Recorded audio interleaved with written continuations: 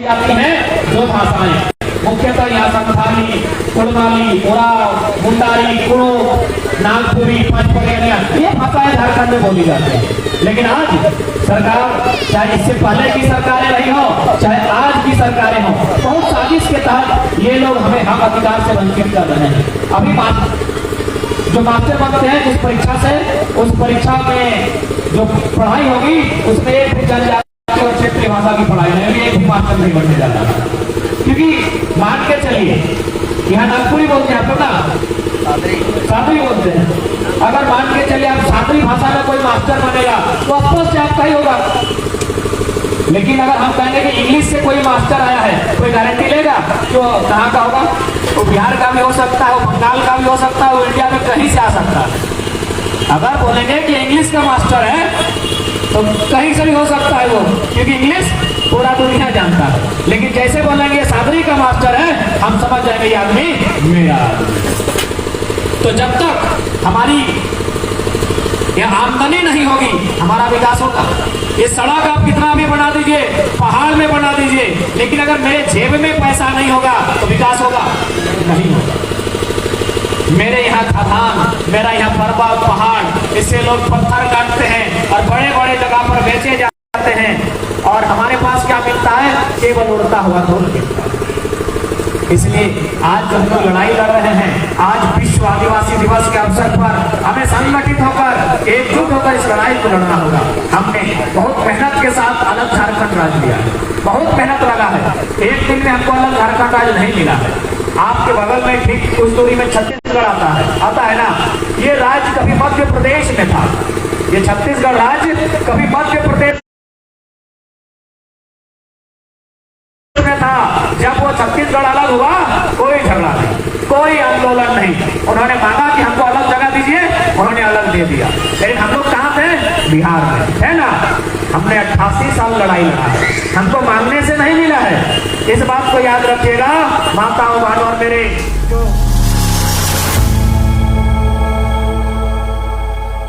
स्वरूप लोग यहाँ बैठे हैं, हमें झारखंड राज्य मांगने से नहीं मिला है, हमने लड़ के राज्य लिया है, हमने छीन कर लिया है, हमने बलिदान देकर ये राज्य लिया है। बाकी आपका छत्तीसगढ़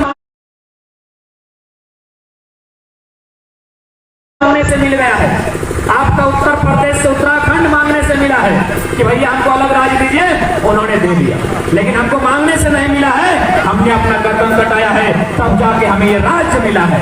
इसलिए इस राज्य पर यदि पहला अधिकार किसी का हो तो यहाँ के आदिवासी मूलवासी होना चाहिए, जिनका यहाँ के सिवा कुछ नहीं। इस राज्य पर पहला अधिकार हमारा होना चाहिए। लेकिन दुर्भाग्य की बात है, आज चाहे कुछ भी कारण हो, दादा अभी 5वीं अनुसूची की बात कर रहे थे, बिल्कुल जिस राज्य में 5वीं अनुसूची लागू होता है, वहाँ सर्वप्रथम जल जमीन जंगल हो, हर चीज पर वहाँ के नागरिक का, वहाँ के लोगों का अधिकार होना चाहिए। जबकि 5वीं अनुसूची का मतलब होता है वो धीरे धीरे विस्तार लेता है, लेकिन यहाँ धीरे धीरे ये लोग कम कर रहे हैं, एक्सटेंशन होता है। लेकिन ये धीरे धीरे 5वीं अनुसूची को एक बहुत लघु रूप देने का काम कर रहे हैं, एक साजिश के तहत यहाँ मिटाने का प्रयास हो रहा है, आदिवासी संस्कृति को मिटाने का प्रयास हो रहा है। इसलिए आदिवासी दिवस के अवसर पर हमें संस्कृति, परंपरा, भाषा को बचाने का संकल्प लेना होगा। अब आप लोग कहेंगे कि भाई संस्कृति हमारी कैसे मिट रही है? एक बात याद रखिएगा, जिसकी भाषा खत्म होती है वो इंसान खत्म हो जाता है, जिसकी परंपरा खत्म होती है वो इंसान खत्म हो जाता है। हम लोग की भाषा में उधर कहावत है, जो कि थोड़ा सा नहीं समझ में आएगा, लेकिन हम बता रहे हैं, हम लोग का भाषा में कहावत है कि भाषा हरा ले दिशा हराए।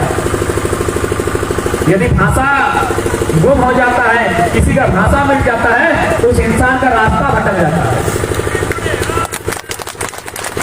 इसलिए आज देखिए ना, अगर आप हमारे यहाँ बड़ा बड़ा टाटा कंपनी लो, टाटा क्या करता है? लोहा गलाता है ना। लेकिन दुनिया को सबसे पहले लोहा गलाना किसने सिखाया है? झारखंड के असुर जनजातियों ने सिखाया।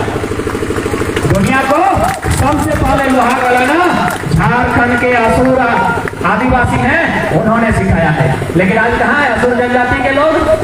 आज नहीं है, आज उनकी भाषा खत्म हो गई है। आने वाला दिन असुर जनजाति खत्म हो जाएगी। इसलिए चिंतन करना होगा, मनन करना होगा कि हम कैसे अपने आप को बचाएंगे। हम अगर अपने आप को बचाएंगे तभी ये जल जमीन जंगल हमारा होगा और इस पर हमारा अधिकार और हमारा राज होगा।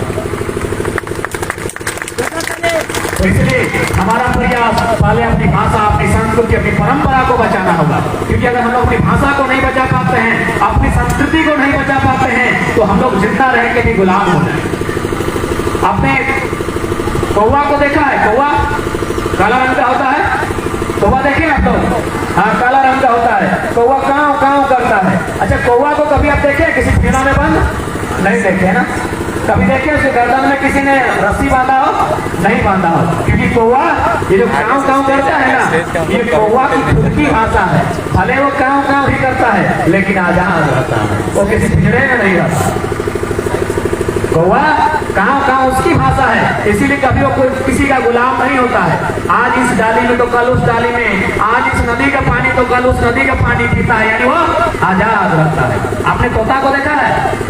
मिट्टू जिसको बोलते हैं, तोता को लोग पिंजरा में भर लेता है, यानी गुलाम बना लेता है। उसका मालिक कोई और बन जाता है। काहे पता है? तोता दूसरी की भाषा का नकल करता है। तोता दूसरे की भाषा का नकल करता है, इसीलिए लोग तोता को गुलाम बना लेते हैं। तो इसलिए हम लोग को सोचना है कि भले काव काव करके आजाद रहना है या बढ़िया दिख के तोता बन के गुलाम बनना है। आजाद रहिए, भले काम काम कीजिए, भले करिया रहिए, लेकिन आजाद रहिए। आजादी से बढ़कर कुछ नहीं होता है, आजादी से बढ़कर कुछ नहीं होता है, याद रखिएगा। भले उस तोता को सुंदर सुंदर भोजन मिल सकता है, रहने के लिए सोना का पिंजरा मिल सकता है, लेकिन है तो पिंजरा ना, है तो बंधन ना। क्या हम बंधन में रहने वाले हैं? नहीं, हम दुनिया के राड़ सभ्यता, राड़ माटी के राड़ लोग हैं। हम बंधन में कैसे बंध जाएंगे? हमने दुनिया को दिखाया है, हमने दुनिया को जीना सिखाया है, हमने दुनिया को एक सभ्यता दिया है। आज आप कहीं देखिएगा, हर समाज के लोग लड़ाई लड़ सकते हैं, लेकिन आदिवासी लोग कभी बेमतलब की लड़ाई नहीं लड़ते। वो लड़ाई तभी लड़ते हैं जब जल जमीन जंगल पर संकट आता है। इसलिए आज विश्व आदिवासी दिवस के अवसर पर आज यहाँ पर उपस्थित जितने भी आदिवासी मूलवासी समाज के लोग आए हैं, उन्हें बैठकर आज चिंतन करना होगा कि झारखंड राज्य किसके लिए बना है। इस झारखंड राज्य में कौन लोग यहाँ के मूलवासी हैं, कौन यहाँ के निवासी हैं, इसकी पहचान आज सरकार को देने होगी। आज कितना साजिश के साथ यहाँ की भाषा, यहाँ की परंपरा को खत्म करने का प्रयास किया जा रहा है। सरकार नए नए नियम लेकर आती है। सरकार एक नियम लेकर आई है कि बिना खतियान का रजिस्ट्री होगा, तो बिना खतियान का जाति आवासीय बनेगा। यानी लगातार यहाँ के लोगों को खत्म करना चाहती है। पता नहीं इसकी मंशा क्या है। साफ शब्दों में भले मुख्यमंत्री आदिवासी समाज से हो सकते हैं, लेकिन उनको जो चला रहे हैं ना, वे लोग सब बाहर के दिक्कू लोग हैं, उनके इशारे पे चल रहे हैं और कहते हैं ना कि जब जंगल को काटा जाता है, जिस लकड़ी से काटा जाता है, जिस कुल्हाड़ी से काटा जाता है, उस कहीं ना कहीं उस कुल्हाड़ी में वही जंगल की लकड़ी का रोल हो जाता है। ठीक उसी प्रकार एक आदिवासी मुख्यमंत्री के द्वारा ही आदिवासी समाज का पतन करने का यहाँ प्रयास किया जा रहा है। आप जाके देखिए रांची, तमाम जो जमीनें हैं जिन पर बड़ा बड़ा फ्लैट बना है, बड़ी बड़ी मकानें बनी है, सब आदिवासियों की। और हमारे यहाँ कानून है सीएनटी कानून में स्पष्ट है, यदि कोई आदिवासी का जमीन दूसरा आदिवासी भी लेगा ना, तो उसी थाना का होना चाहिए। यानी आप आदिवासी हैं और हम भी यदि आदिवासी और धनबाद के हैं, आपका जमीन हम नहीं ले सकते, हमको उसी थाना का होना चाहिए। यानी एक आदिवासी दूसरे आदिवासी को जमीन नहीं बेच सकता है। लेकिन पता नहीं है सरकार में डीसी कौन, कहाँ का डीसी लोग आया है कि अब आरा, छपरा, बलिया और कलकत्ता का आदमी को जमीन भिजवा दिया है। इसलिए आज सोचना होगा, भले ये सरकार का मुखौटा एक आदिवासी है, लेकिन चाहे इनके पीछे पीयूष श्रीवास्तव हो, चाहे सुप्रियो भट्टाचार्य हो या विनोद पांडे हो, सब बाहर के लोग इस राज्य को शासन चला रहे हैं, इस शासन व्यवस्था को चला रहे हैं। और आज हमारे लोगों को ये जो सड़क भी बनी है ना, तो ये मत सोचिएगा सड़क आपके लिए बनी है। ठीक से देखिए, कहीं पत्थर का खदान तो नहीं रहा है, कहीं बॉक्साइट, कहीं यूरेनियम, कहीं थोरियम, कहीं कोयला तो नहीं ना निकला है। ये सड़क भले हमें लगता है हमारे लिए बना है, लेकिन अगर ध्यान से देखिएगा ये सड़क चंद मुट्ठी भर व्यापारियों के लिए बना है, जिनका बड़ा बड़ा गाड़ी चलेगा और हमारी खनिज संपदाओं को इसी रास्ते से लूट कर ले जाया जाएगा। इसलिए बड़ी बड़ी सड़कें बनी है। अगर इनको सड़कें बनानी है तो हमारे गांव में बनाइए। तो कहीं ना कहीं एक बहुत बड़ी साजिश, एक बहुत बड़ी पिकता के साथ इस राज्य पर अतिक्रमण हो रहा है। इस राज्य के जल जमीन जंगल पर लोग अधिकार कर रहे हैं और यहाँ के लोग बाहर जा रहे हैं, यहाँ के लोग विदेशों में जा रहे हैं, यहाँ के लोग अलग राज्यों में जा रहे हैं। यानी साफ भाषा में कि राज रहते भीख मांगने वाला हाथ हम लोग का है, राज हमारा है और भीख हम लोग मांग रहे हैं। ये स्थिति है हमारी, ये स्थिति है झारखंड राज्य की। इसलिए आज एक नए उन्मूलन की, एक नए आंदोलन की आवश्यकता है, एक ऐसे आंदोलन की कि फिर इसके बाद कभी आंदोलन ना हो और यहाँ के जल जमीन जंगल पर झारखंडियों का, आदिवासियों का, मूलवासियों का उनका अधिकार हो, करना होगा। आज हम किसी क्षेत्र में देखें, शिक्षा की बात करें, स्वास्थ्य की बात करें, नियोजन नौकरियों की बात करें, प्राइवेट कंपनियों की बात करें, हर जगह बाहर के लोगों को झारखंड राज्य को सौंप दिया। कहीं जाइए हमारे लोग मजदूर वर्ग में मिलेंगे। आज भी हमारे लोग किसी कंपनी का सीएमडी, किसी कंपनी का मैनेजिंग डायरेक्टर नहीं मिलेंगे। तो क्या इसीलिए क्या इसीलिए रक्त बहा था? क्या इसीलिए हमने आंदोलन किया था? क्या इसी दिन के लिए कभी बिरसा मुंडा, कभी तिलका मांझी, तो कभी सिद्धू कानू, कभी रघुनाथ महतो, तो कभी टाना भगत, क्या इसी दिन के लिए हमने रक्त बहाया था?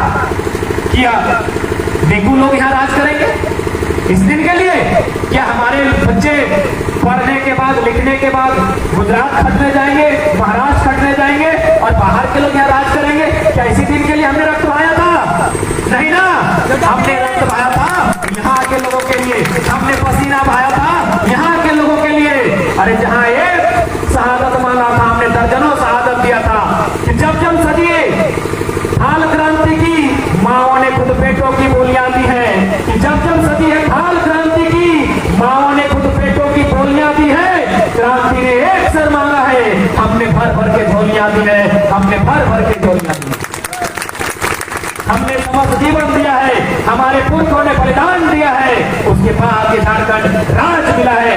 इस राज के बनने का मकसद ही था कि पहला जो अधिकार मिलेगा वो आदिवासी को जाएगा। इस राज के बनने का यही नियम भी था। लेकिन आज वे लोग 15 किलोमीटर, 20 किलोमीटर पैदल चलकर मामूली 2-4 रुपये कमाने के लिए, पत्ता और दतवन बेचने के लिए 15 किलोमीटर दूरी तय करते हैं। क्या इसी दिन के लिए राज्य बना था?